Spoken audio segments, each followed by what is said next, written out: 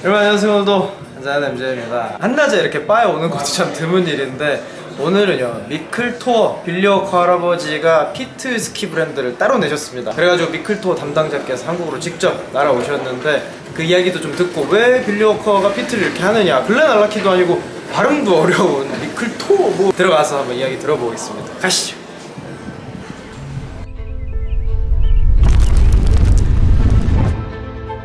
Glad to see you. You too. Thank you for coming Korea. No, my pleasure. To represent Glennalki and Miko Tor. So it's been a great trip so far. And, I think so. Yeah, no, good fun and great to showcase these whiskies. Last year I met he and Billiew커가. He already said about the pit whiskey one because he already made it. Yeah. Like a future one for years like that. Yeah. And he has always having profession about the maturing in sherry cask and something really good normal whiskey one.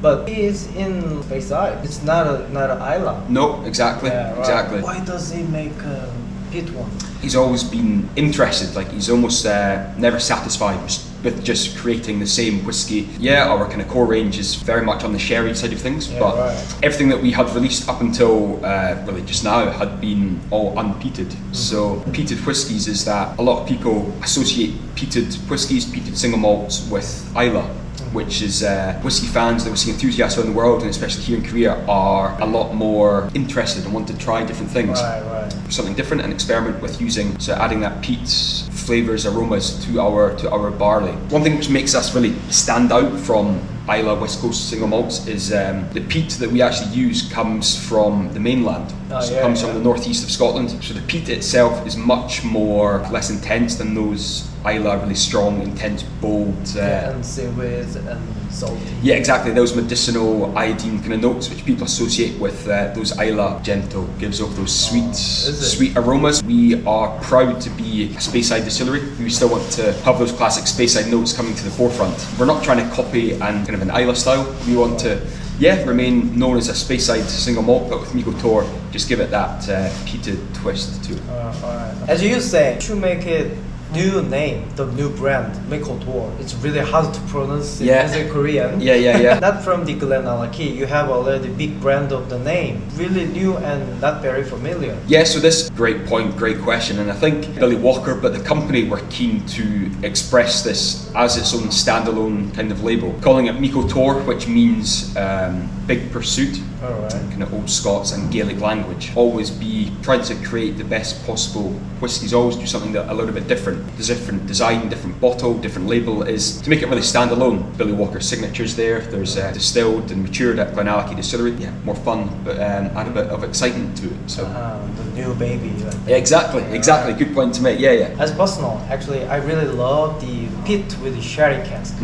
That's really nice. Yeah, well, I would say the sherry one is. We'll touch on it. It's my favorite. I love a sherry sweet. The mix of the peat as well. It just showcases. It just works so well together. It's a perfect kind of harmony and marriage. You know what? Everyone gonna be really love sherry one, but how can you say the Chinkopin? Chinkopin one is it's 48% ABV, but also 35 ppm. And the way that we've done things slightly differently, other companies will advertise their ppm, their phenol count, which is much higher. So with this, more than 100 ppm. Yeah. So this is 35, but actually the barley is between 80 and 85. It's that high at the start in the actual barley in the malt.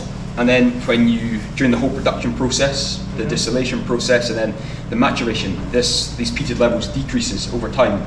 So almost like similar to the angel share, it kind of evaporates away, so it decreases. Ex-bourbon barrels, and then some Chinkopin virgin oak casks, which, Chinkopin is a type of American virgin oak found in the Missouri region of North America, and it's gives those kind of gentle spicy notes, ginger, cinnamon. The Glennalki spirit, we've used it before with using Chinkopin virgin oak, much more different, almost lighter sweetness to the sherry one. So turbo is more like a 50. So the original is 50%, and so is the turbo is 50%. First of all, it's 71 ppm, so more than double the phenol count. So much higher, much more peated notes coming in. Same batch of peated barley that we use, but turbos are how it's strong, it's bold. We want it to be slightly different and stand out different from the rest. So not for the alcohol, for the phenol turbo. Yeah, exactly. Yeah. Danger of doing that is it can become too intense, too strong. But with this bold, yeah, there's more going on than the other three. How rare it is. There was only 2,500 bottles were released worldwide. It's going to be really hard for people in the whiskey fans to get their hands on a bottle. So I'm lucky today. So yeah, very much so. Yeah, let me try one. Which one do you recommend? Let's go first. I would go with the original. From first. The original. Yep. All right. Sometimes whiskies, they can really change and develop at different times that you try them. So, but no, I hope you enjoy this. Cheers and Slanja. There we go. Yeah, already it smells peaty, but not that berry.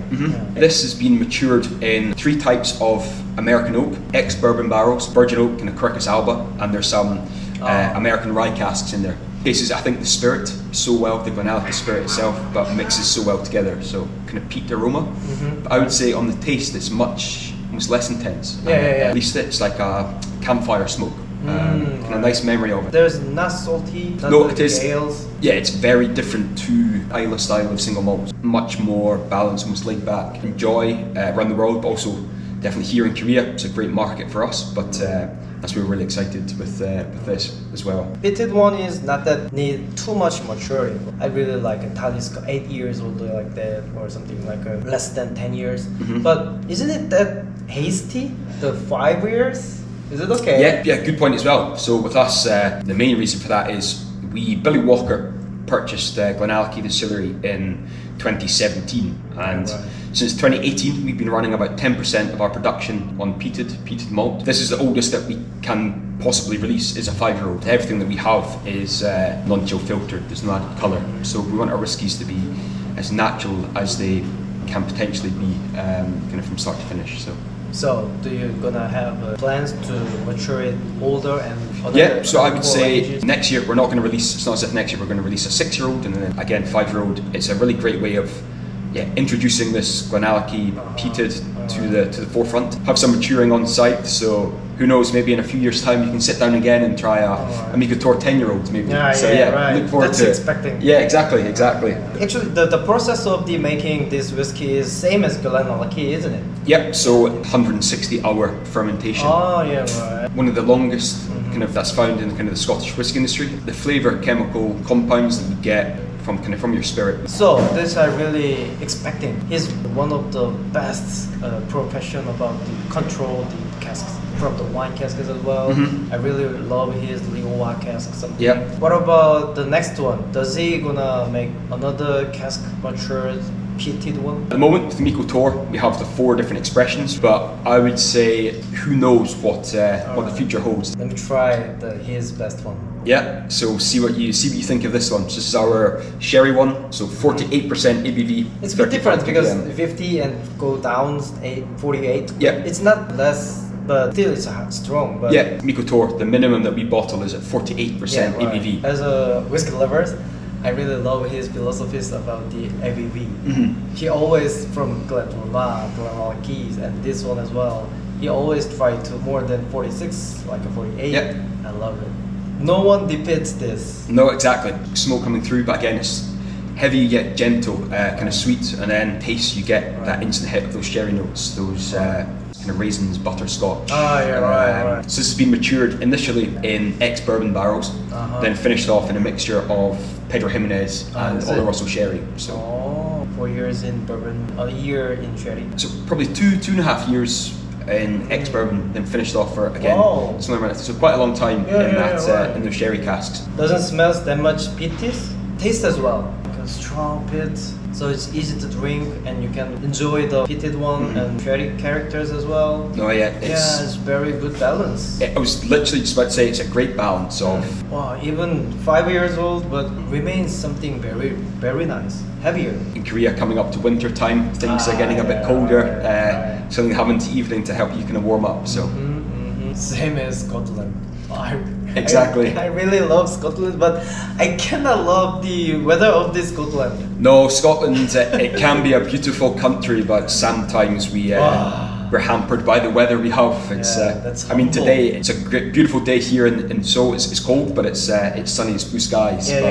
Scotland, sometimes when it's cold, it's grey, it's wet, it's rainy, it's windy. Only go home and had a sit on the couch. Exactly. Sipping a whiskey. That's perfect. Exactly, a nice one to warm up and cheer you up after the depressing weather in Scotland. So. That's right. So, do you planning for making cask strength something? Again, great point. I would say nothing's off the table with us at Glennalachie. You need to be very careful of is having it's a 5-year-old whiskey, and if it's cask strength, it can be quite almost bold, overpowering. So much is pretty tasty. I say that's the risk. But again, who knows what the future holds. Sure. Yeah. I'm really expecting about 3 years later, 8-year and cask strength. That's gonna be a lovely thing. Cool. Well, I'll make a note of that and pass it on to Billy and let him know. So yeah. Finally. So our third one is what we talked about earlier, the Chinkman one, 48% ABV, 35 ppm, but matured in ex-bourbon and then matured in Chinkman virgin oak casks. Oh, is it? Yeah. It's not the spice because normally the virgin oak smells very spicy, too strong peppery thing, but it's not there. I find that there's definite spicy notes there, balance, the perfect harmony between the Chinkman, between the bourbon, and between the peat and the spirit. So even more, it's sweeter than the other. That was not that strong and not that peaty. Wow, it's nice. You get notes of those kind of chocolate mocha coffee coming through, and with the sweet peat it really complements it well together. So it's nice. It's better than I expected. There we go. That's praise indeed. So wow, interesting. Bit sloppy question. Yeah. I would try like a Ben Roma. Yeah. They have a PT1. Yeah, it's another kind of peated Speyside. Yeah. What's your strong point compared with like the old pitted whiskey in Speyside? Release a brand new product, but also with it being quite a young spirit. Again, it just breaking the trends, breaking the mold, which helps us stand out. But again, you can do all these exciting new product releases, but it's only successful if the whiskey is good. Again, another one of Billy Walker's kind of philosophies is that if it's good enough, you bottle it. If it's not good enough, give it more time and more attention to detail. So, especially with the turbo, that makes it stand out. Yeah, that's 71 ppm. As soon as you've not tried it before, give it a nose, give it a taste, and then let me know your feedback after. Try it. Yeah. Wow, it smells not that very peaty. Slightly smoky. That's all. Tropical. Yeah, it's like tropical fruits almost. It's Yeah. almost honey, but then there's definite tropical fruits there. Wow, it's really different from what I expected.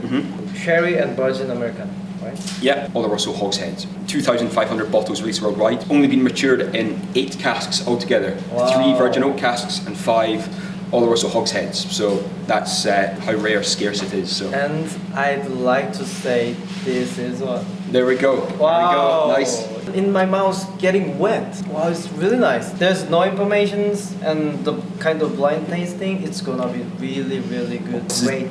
Definitely excite a lot of people here right. in Korea. So. Wow, it's really nice. 야, 이거는 어떻게 이렇게 다르지? How's the difference? How do you make? Is it just because of the ppms? I don't think so. So with this, the ppm is, as I said, different. It's the different cut point during the production. Exactly same malted barley that we use for the rest of them. Kind of production cycle. One thing I would say is we monitor it more closer. Our great warehouse team, Lindsay, our warehouse manager, and the guys there. The aroma is a bit weaker than the others. Yeah, but wow, taste it's perfect. Really nice. It's double the peated level, so you'd think the aroma is going to be much more bold, but it's not, which it really interests me. MJ, out of the 4 that we've had, what's your favorite? If you had to pick one. Actually, I should accept this. Yeah. Okay. Cool. For me, the Chinkapin one was really different, interesting. Yeah. So that's it. You're a man of good taste, great taste. Do I? There we go. Thank you so far, and yeah. No worries. So, been busy with the great team at some soju bombs. Right. Yeah. Soju bombs. Yeah. It's good. So that's the great thing. Wow. Experience the local culture. All right. You know what? I'm a professional of this soju bomb. There we go. You want to make me one? I'll show you later. Yeah. Nice. Sherry one.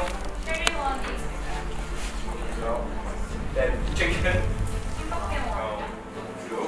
Some, it's more than the sherry. Then finally the turbo. 역시 사람이 봐서 똑같구나. 다음 시간에 만나요. 살루트.